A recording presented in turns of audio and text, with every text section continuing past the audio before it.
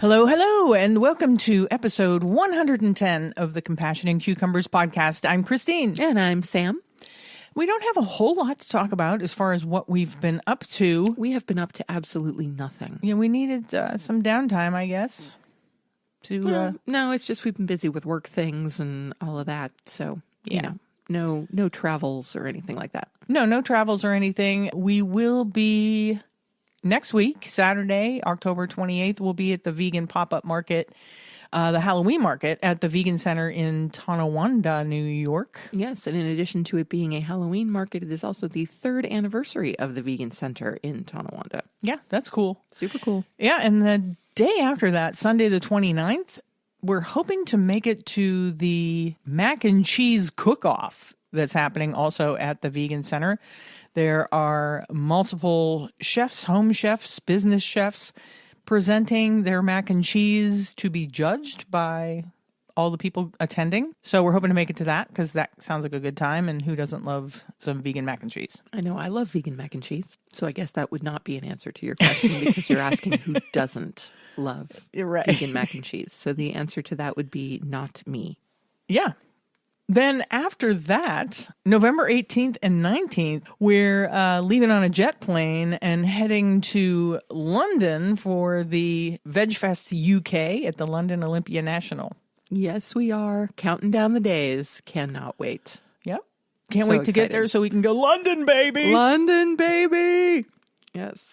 2 whole days of VegFest UK. Yeah, that should be a good time. And we should have a lot of really cool stuff to report back on, not only from VegFest UK, but from restaurants that we find and places that we go. Oh, yes. I'm sure we'll be doing a lot of investigating while we're there. If you can't make it to the Halloween pop-up market and would like to get your hands on some of Sam's beautiful hand-knit scarves and hats and whatnots, and some of her beautiful jewelry, all of it's vegan and handmade, you can get that stuff at her Etsy site, which is Cucumber Craftworks, and we always have a link to her Etsy store in the show notes if you'd like to check that out.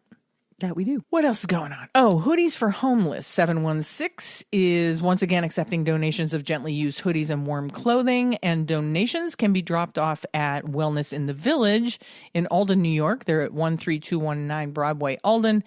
And also at the State Farm Insurance Office in East Aurora, and that's at 209 Main Street, East Aurora, New York. Yeah, so if you have some gently used hoodies or other warm clothing that could use a new home, please consider donating to Hoodies for the Homeless 716. Halloween is coming.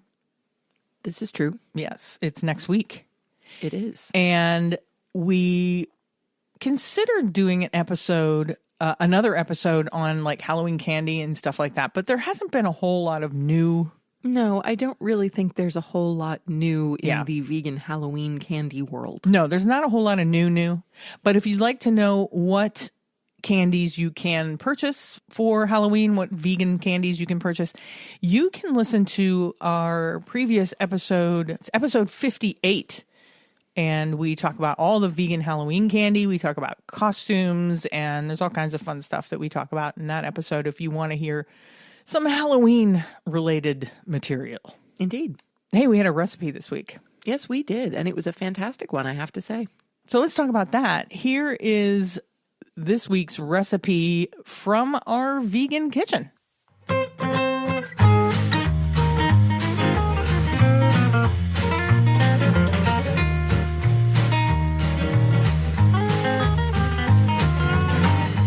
This week, I made my vegan sausage and ricotta stuffed shells. This was really, really awesome because I have to say, in general, I'm not a huge fan of stuffed shells. I know you aren't. Before we were vegan, I used to make stuffed shells, and Sam would say she liked them, but I knew she really didn't. And it's because they were too ricotta heavy. Too much ricotta for me. I could eat ricotta right out of the package before we were vegan. And I've just never been a fan of ricotta. It's partly, it doesn't have a whole lot of flavor to me, and I'm not crazy about the texture. Yeah.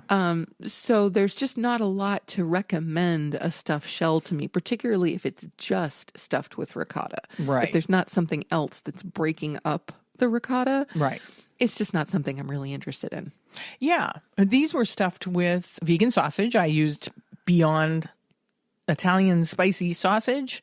You take it out of the casings and break it up and cook it in a pan, like brown it in a pan, all broken up. And then I made a tofu ricotta with herbs and spinach and all that jazz and marinara sauce and baked that sucker up. It turned out pretty well. It did. It was really beautiful. Yeah. And what I also appreciated, I have to say, is that you didn't use the like gigundo shells. I used jumbo shells. Are there bigger shells than jumbo shells? I mean, oh yes, I've seen much bigger like stuffed super shells. jumbo? Maybe. I don't know what they're called, but you know, the shells that you had, like they were a nice, reasonable size. Like, you know, you cut a shell in half and you kind of get 2 bites out of it. It's perfect. Mm-hmm. It was wonderful. So the size was great. The fact that there was the sausage breaking up the ricotta. Mm-hmm. I also feel like your ricotta had more flavor to it than most ricottas I've ever tasted. Well, it's a tofu ricotta. I think, I think it just naturally will have more flavor because you're going to impart other things into it, Sure. you know? Sure. So, But I'm just saying, as stuffed shells go, these were probably the best stuffed shells I've ever had. wow. Well, that's quite the endorsement. So there you go. And for someone who's not crazy about stuffed shells, Yeah. you know, that's saying something. Yeah, like I said, that's a good endorsement. Yeah.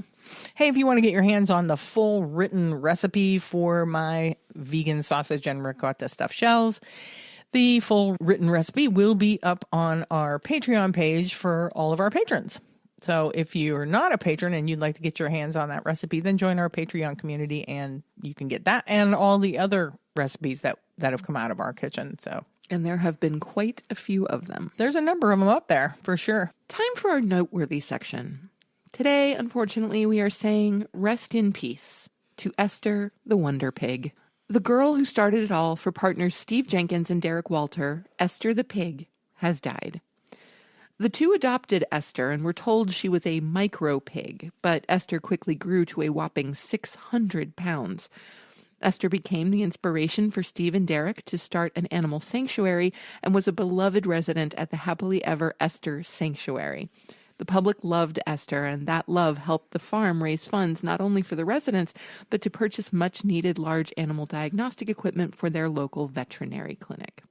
Yeah, and something that we've learned is that there really is no such thing as a micro pig. Or a teacup pig. Yeah, that often people purchase these animals thinking they're going to stay small, and they don't.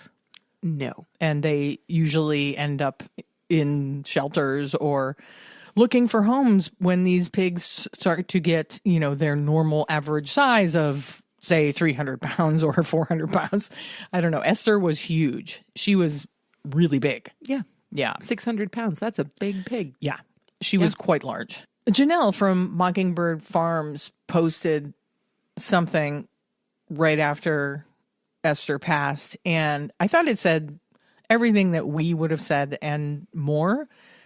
And so I thought I would read her beautiful tribute to Esther. She posted, "We are devastated to hear of darling Esther the Wonder Pig's passing. She was an absolute queen, a legend, a life changer, and a great source of happiness for so many millions of folks who followed her shenanigans for over a decade. Our hearts break for Steve Jenkins, Derek Walter, and the entire Happily Ever Esther Farm Sanctuary family and community. What a tremendous loss, but she is undoubtedly the most beloved pig to have ever existed. Esther always valued kindness and compassion, above all, promoting that every day with her dad's help. May you have met your sweetheart Corno in a field of wildflowers and eat all the cupcakes. The life of Esther the Wonder Pig is larger than life. You've done wonderful things, beautiful girl. The entire world will miss you." And I just thought that was a really touching tribute. It is. It's lovely. And yeah, and we couldn't have said it any better ourselves. Definitely not. So thank you, Janelle of Mockingbird Farms, for posting that, because it really touched me. And that brings us to our main topic, Which is even more vegan myths that need to die.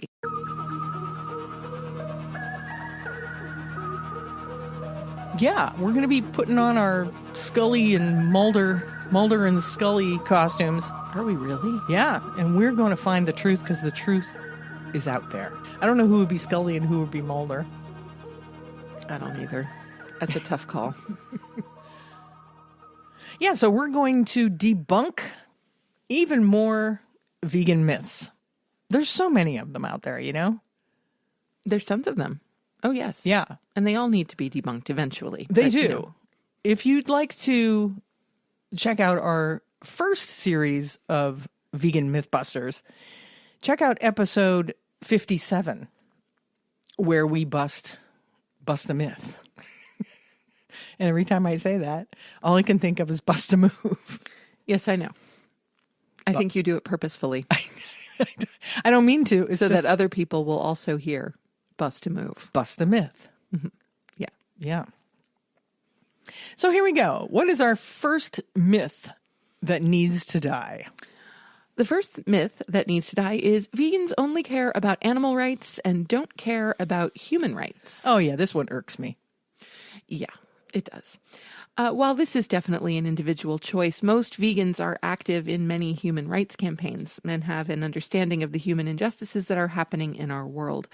The difference is, while human rights violations are, for the most part, frowned upon, the violation of animal rights, save dog, cats, and other companion animals, is an accepted practice that takes place millions of times every day. Indeed.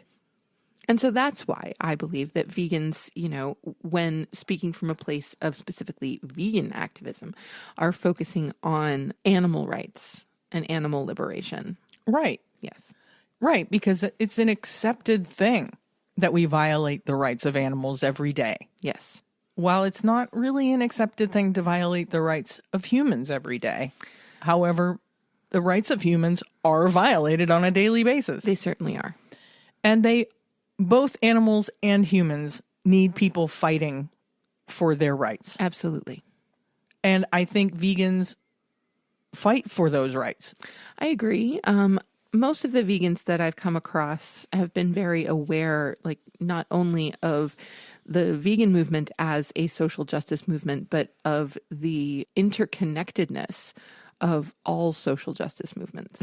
Because most injustices, and actually I'm going to go so far as to say all injustices, come from a similar place. From one group feeling that they are superior to another in one way, shape, or form. Right.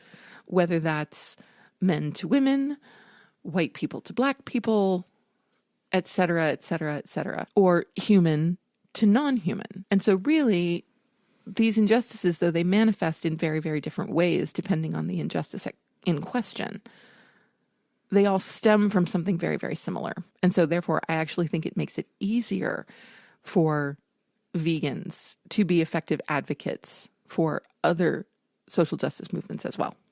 Yeah, and I think it's a cop-out for the people who say things like vegans only care about animals and they don't care about human rights.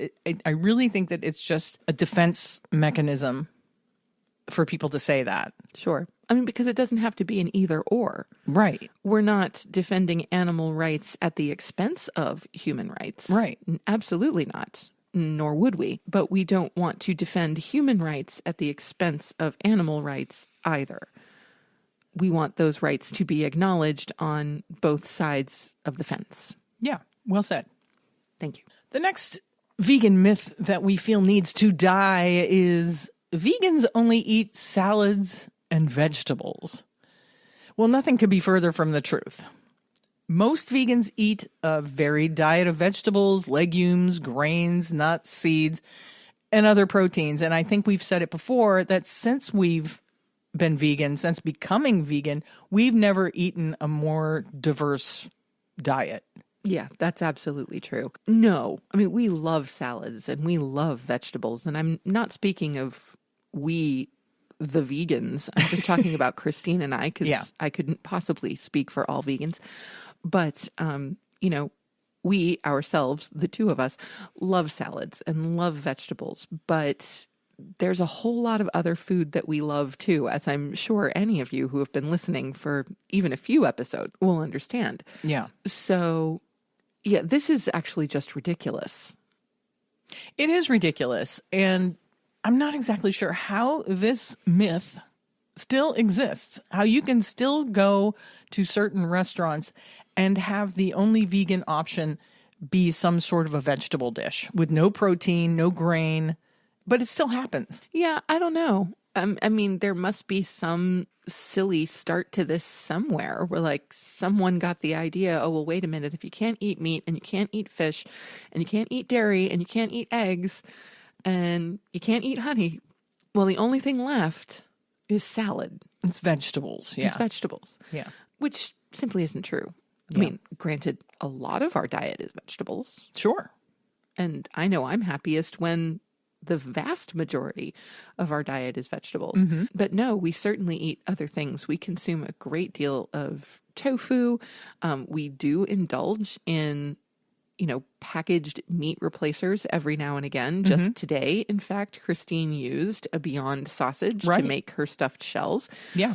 And she made a tofu ricotta. So it's not just a block of tofu, it's turning it into something else. Right. And I think that it's been a real learning experience for us the past 5 years, taking vegan staples and turning them into really amazing food. Oh, yeah. It's fun.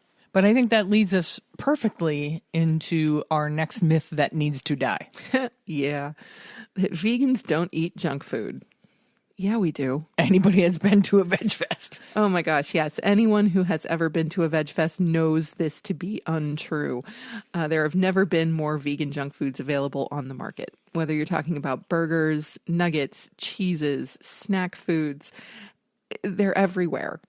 And there's an incredible plethora of vegan mac and cheese and mock meats that come in seemingly endless varieties. And honestly, I think the reason why there's been such a surge in vegan junk foods or vegan packaged or processed foods is that they're probably the most palatable to non-vegans. Right. Yeah, I think... I think a lot of them are trying to be a bridge. I don't think they're actually marketed to vegans. I think they're kind of a bridge, to vegetarians or veg curious omnivores, that kind of a thing. The ones who are saying, oh, well, I can understand why people might want to be vegan for the environment or for the animals, but I just can't give up cheeseburgers. Right. Well, you don't have to. Well, here's a cheeseburger. Yeah. Yeah. And it might very well be the best cheeseburger you've ever tasted. Yeah, here's a cheeseburger. Here's a fried vegan chicken sandwich. Here's vegan tacos. Yeah, and nuggets and pizza and yeah, cake and cookies and ice cream and all of the stuff that, are our comfort foods, because junk food and comfort food are very often similar. Oh yeah, they're definitely tied together. Yeah. I mean, not always, because you can have an incredibly delicious, hearty, healthy soup that is also comfort food. But sure, I think more often than not, comfort food and junk food are kind of linked. Yeah, they are. Yeah. Yeah. So I think, as people realize that, oh, well, geez, okay, I can, do better for the planet or do better for the animals or do better for my own health and still keep the flavor, still keep these tastes, still keep these comfort foods that I have in my life because vegan junk food exists. Totally. And you can be vegan and eat nothing but junk food. We wouldn't recommend that. No, but it's a choice. Yeah. And if you did eat nothing but junk food, you might be interested in this next myth that needs to die, which is vegans get sick more than non-vegans and have weak immune systems. There's a ton of studies on that topic, and they all agree that eating a diet rich in fruits, vegetables, and nuts and seeds and legumes, plant-based diets are loaded with antioxidants. Most vegans consume more plant sterols, which may actually enhance your immune function. As long as a vegan is getting proper nutrition, there's no evidence to support the theory that vegans get sick more often than omnivores. The evidence points to the contrary. Now, I've got to say, I have, for myself, very personal evidence that this is absolutely not true. It used to be I would get an absolutely hideous cold, every March that would knock me out for like a week. Right. You know, terrible congestion and coughing and just a big, big, big mess. I haven't had that cold in almost 4 years. Like, that's amazing. And how long have we been vegan? 4+ years. We haven't hit year 5. So we're in the 4+ year mark. Yeah. I don't get headaches the way that I used to before we were vegan. That's true. You don't get them as often. I don't. And when I do get a headache, it's not nearly as severe as they used to be. It's usually because of me. So this is true. I won't argue this. Yes, Christine is the cause of 95% of my headaches. But given that they are much fewer and farther between than they used to be, you know, that must mean she's getting easier to live with. I don't know about that. Neither do I, but I thought I'd, you know, just put that out there. Yeah, I don't know about that. Yeah, I agree. We do get sick much less frequently. Right. Now that we're vegan and we're eating more fruits and vegetables. Really, me, vegetables, I have an issue with fruit for some reason. I'm not a huge fruit eater. I like apples every now and again.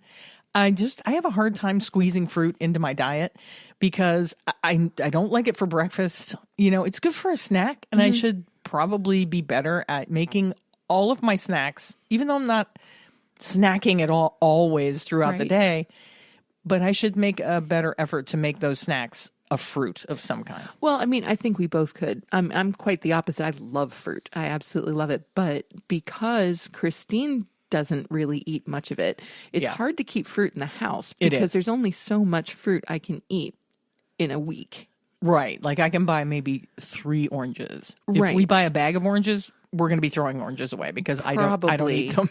Yeah. So, and also most of the fruits that I really, really love are spring and summer fruits. Yeah, berries and stuff. Berries, pineapple, mango, all of that kind of stuff, watermelon. So even though I do enjoy an apple every now and again, and I certainly enjoy a good apple crisp.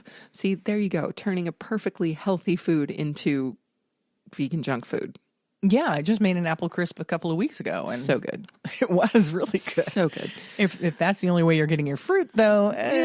Right, exactly. Not so no, we could both do better in terms of consuming fruit. I think we do just fine with vegetables, and I think we do just fine with proteins and all of that stuff. But we could up our fruit game.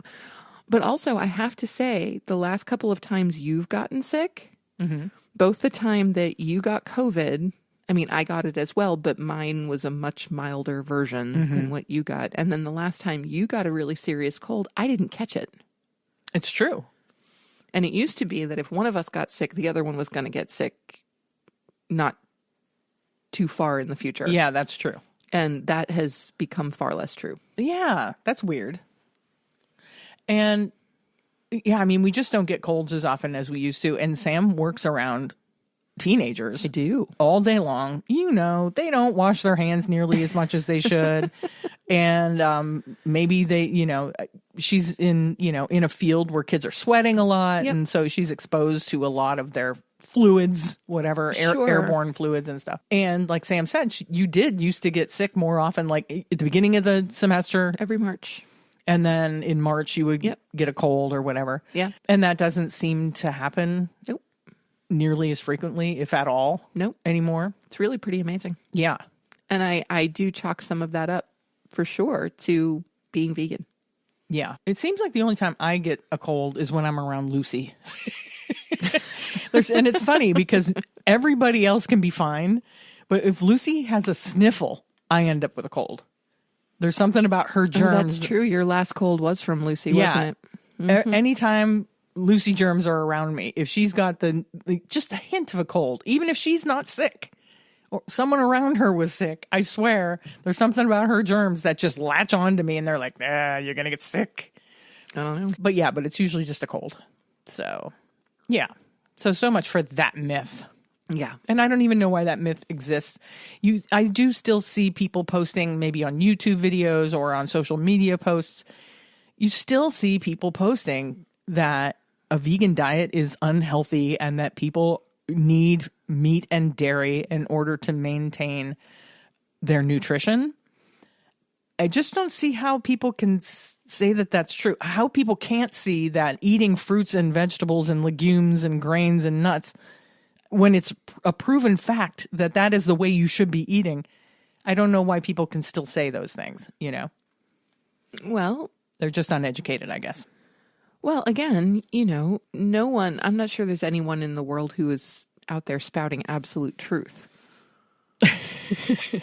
Especially not on the internet or on YouTube. Right, exactly. So, it's they are stating what they believe, Right. which they have every right to do. So, just because we have seen evidence to the contrary and therefore believe the opposite is true. Yeah. That's just us then spouting what we believe. Right. We are not the purveyors of absolute truth.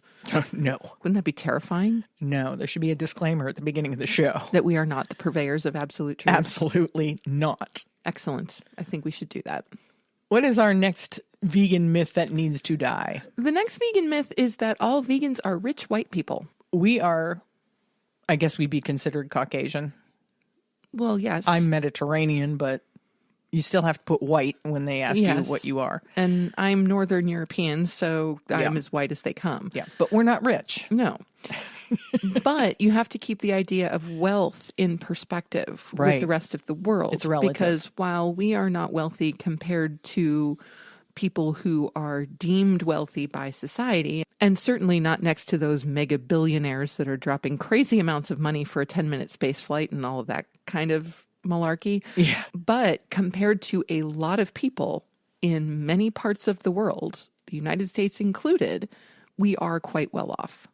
Yeah, sure, I can agree with that. I mean, I heard a saying somewhere, and I'm not going to quote this exactly, but the idea is that if you have a place to live, you have food on the table, you have money in your pocket, you have like any amount of savings, like if you have $10 in your pocket and any amount in savings, that you're in the wealthiest 10% of the planet. I know, that's crazy. Yeah. So, let's take the word rich with a grain of salt because it's all relative.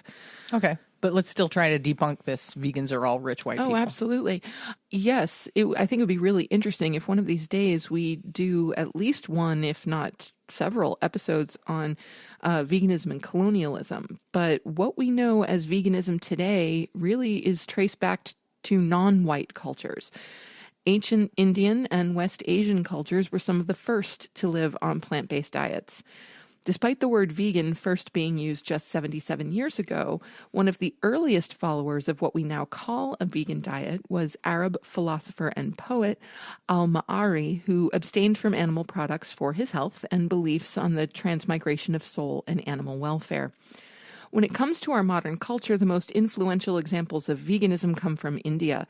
They gave the world Buddhism and Jainism, which went on to influence vegan diets in the rest of Asia as well as Europe. It's true. Certainly is. It would be really difficult to follow a Jain diet because you can't eat root vegetable. You can't eat the source of life. Right. So you can't eat seeds because they're the source of life for many plants. I'm not sure about beans, if beans would fall in that category. I'm not sure. I'd have to do a little more reading. No root vegetables. No root vegetables, no garlic, no onions. Yeah. Yeah. It would be really hard to follow that as a diet. Well, I think being used to the way that we eat it would be a challenge. Absolutely. I don't think it impossible by any stretch of the imagination. Yeah. And like Sam said, we could do multiple episodes on veganism and colonialism and we still wouldn't do the topic justice. Oh, heavens no. You know? Oh, heavens no. Our next vegan myth that needs to die is vegans can't be plus sized. This is a terrible myth and a stereotype that all vegans are skinny, malnourished hippies. The fact is that vegans come in all shapes and sizes, just like omnivores, and we're proof of that. We sure are. Cases of vegans being body shamed and mocked, even in a joking manner, due to the size of their body is something that we find completely unacceptable, and we'll always call this repulsive behavior out if we witness it online or in the real world. Right. Because, of course, you get, one side of things. If you see a vegan who is exceptionally thin, you get the people saying, oh, my gosh, eat a cheeseburger. Right. that kind of a thing. That obviously you're not being nourished well enough, and that's why you are so slender. And then, of course, there's the other side of it. Like, wait a minute, you can't be vegan. You're overweight. Well, that's not true either. It's entirely possible to be a large vegan. It's entirely possible to be a tiny vegan, and it's entirely possible to be any version of vegan in between. Right, because everyone's diet is different. Everyone's metabolism is different. Everyone's DNA is different. And how you eat doesn't necessarily reflect in what your body looks like. No, not at all.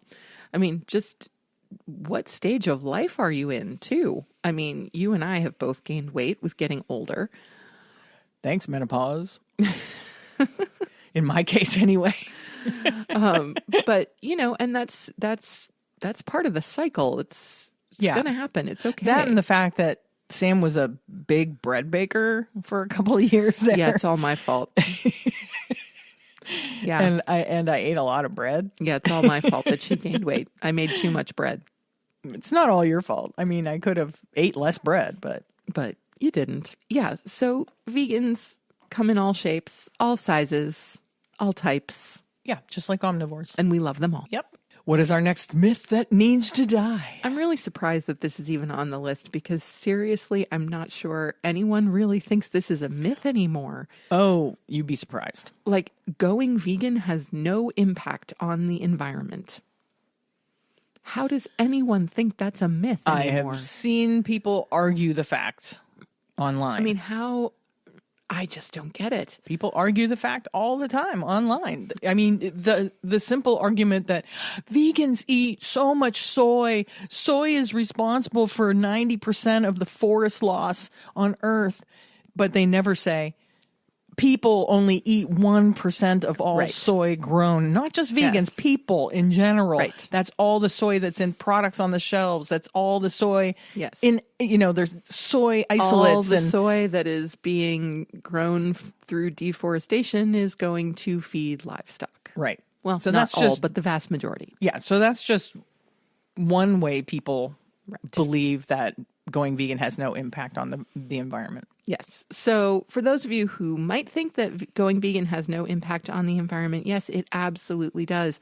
Avoiding animal flesh and secretions has a major impact on the environment. There are numerous studies that a vegan diet uses less land, conserves more water, and produces fewer greenhouse gases. A vegan diet uses 70 to 80% fewer resources than an omnivorous diet. So maintaining a vegan diet will significantly decrease your negative impact on the planet. Yeah, don't let anybody tell you otherwise. That's right. We can't eliminate harm completely. Just by our very existence, we are going to cause harm in some way, shape, or form. Right. We can't eliminate it completely, but being vegan definitely reduces that harm significantly.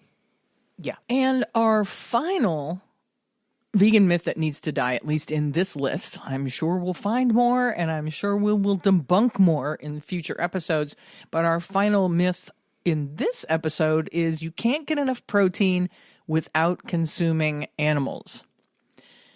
We all know this isn't true. This is so not true. Yeah. Most research finds protein deficiency extremely rare, except in cases where people are simply not consuming enough calories. I think we've said this before, but most omnivores really get much more protein than they actually need. And consuming too much protein has been found to be more harmful than consuming too little. That being said, you can get sufficient protein from beans, nuts, grains, and vegetables. And bonus, the protein that you're getting from plant sources is not going to be packed with the cholesterol and heme iron that is going to be absolutely flooding your animal-based proteins. Yeah. So, yeah, there's a lot of research out there that shows that eating a diet high in protein, and especially animal proteins, is not good for you and definitely not good for the animals involved in those proteins. So those are just a few vegan myths that we thought needed to die. Let us know if you have some myths that you would like us to debunk. Send those along to us at compassionandcucumbers@gmail.com, or DM them to us on Instagram or Facebook. Now, I think we said last week that we were going to be maybe not retiring, but putting our reason to be vegan segment on a hiatus. Yeah, to do a little research. Yeah. So I thought what we could do was instead kind of flip the script a little bit and talk about how to become vegan. That's awesome. Yeah. So how does one do that? Well, according to Sentient Media, everyone's vegan journey looks different. After learning about the cruelty that's inflicted on non-human animals by our food system, many people are ready to give up eating animal bodies and secretions overnight. They purge their fridges, rid their closets of animal skin or fur, and ditch cosmetics that were made through testing on animals. Others need more time to continue learning and navigating a plant-based diet. No matter how one decides to become vegan, there are a few things that can make your transition smoother. So what's today's helpful suggestion? Today's helpful suggestion is to join a vegan community. Joining a vegan community can make all the difference. While some folks are okay with going against the grain of society by themselves, others need the emotional and mental support that a vegan community can offer. Start by considering people that you know in person. Do you know any vegans or already have vegan friends? They can be great resources for answering your questions about animal agriculture, learning where the best vegan food spots are, figuring out which clothing items or beauty products are cruelty-free, and learning how to consume a plant-based diet. Yeah, and not only that, but it's really fun to find a vegan community near you. Absolutely. And you may have to travel. Like we have to travel at least an hour in either direction. Sure. To find any sort of real vegan community. Right. But whenever we find ourselves in the midst of the Buffalo or Rochester or Syracuse vegan communities, it's just an absolute blast. It is. We love being around other vegans. We do. It's so much fun. It is. So much fun. And we always learn something, whether it's like a restaurant we haven't tried that we need to try, or a new way to prepare food, or a new animal sanctuary that we didn't know existed. We're always learning from our fellow vegans in our vegan community. So absolutely. I think that's a good recommendation. Even if the only way that you can find community is by finding it online, there are tons and tons of vegan Facebook groups out there that you can join. And most of them they're not your typical Facebook group where there's a lot of infighting and all that jazz. I hope not. No, most of them are filled with very kind and understanding people, especially if you're a new vegan. And there are even Facebook groups out there that are specifically for new vegans. Cool. So if you can't find a physical community where you can actually meet people face to face in real life, there's plenty of communities out there online that you can join and that you can have conversations with people. So true. Yeah. Brings us to our favorite portion of the show. It's listener shout out time. Just want to give a shout out to all my fans watching. I love you guys. I love you. This week's shout out goes to Krista Arsenal. Krista is a vegan from Nova Scotia and has been a volunteer for a local search and rescue team for the past 6 years. She's a La Leche League leader and supports families or individuals who are interested in breastfeeding.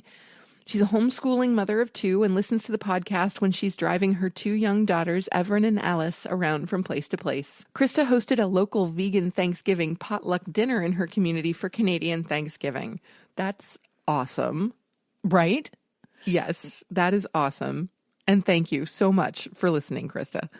Yeah, let us know how your potluck went. And I really just want to give a shout out, not just to Krista, but to Everin and Alice, who have to listen to us in the car while they're being driven around. And I just think that your daughters' names are beautiful. Everin and Alice. So lovely. Isn't it? Yes. So thanks so much for listening, Krista. And contact us with your t-shirt size and address so that we can send you a Compassion and Cucumbers swag bag. You can email us that information at compassionandcucumbers@gmail.com or simply DM us on Instagram or Facebook. And that brings us to our vegan org of the week. This week, we're taking a look at the Movement for Compassionate Living, aka Veggies. Located in Nottingham, Great Britain, Veggies is a volunteer-led, community-based social enterprise. Veggies has been promoting vegan catering and supporting campaigns for human and animal rights, environmental protection, and social justice since 1984.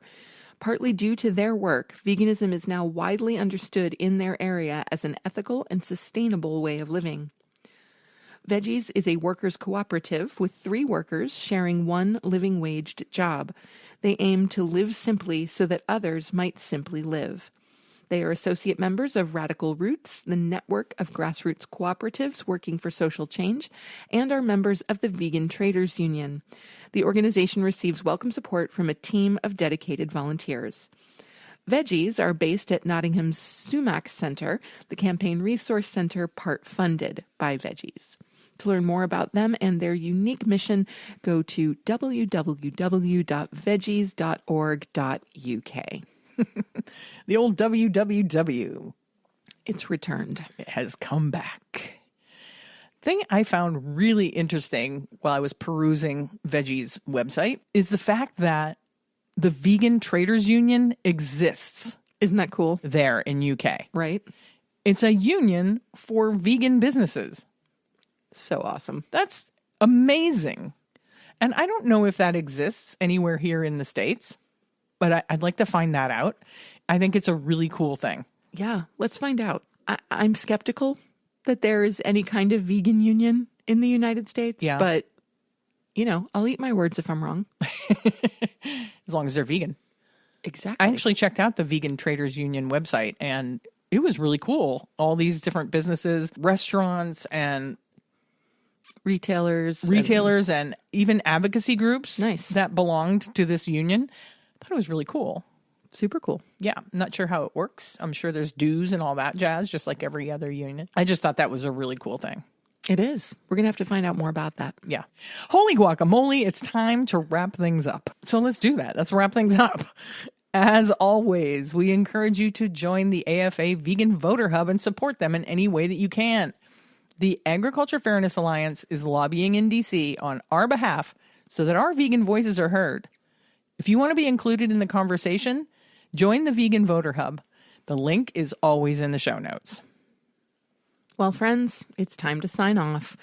You've just listened to episode 110 of the Compassion and Cucumbers podcast, and there's nothing left to say but where cukes and compassion are always the fashion on the podcast. Thanks, James. Have a great week, everyone. Hey, we'll talk to you next Tuesday. We love you. Bye-bye. The end.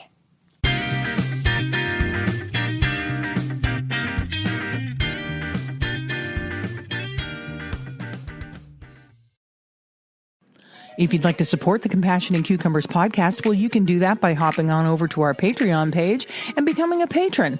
We have all the recipes from our Vegan Kitchen series up there, and we'll be adding some patron-only episodes in the near future. So thank you for supporting us at whatever level that you choose, and thank you again for listening to Compassion and Cucumbers podcast.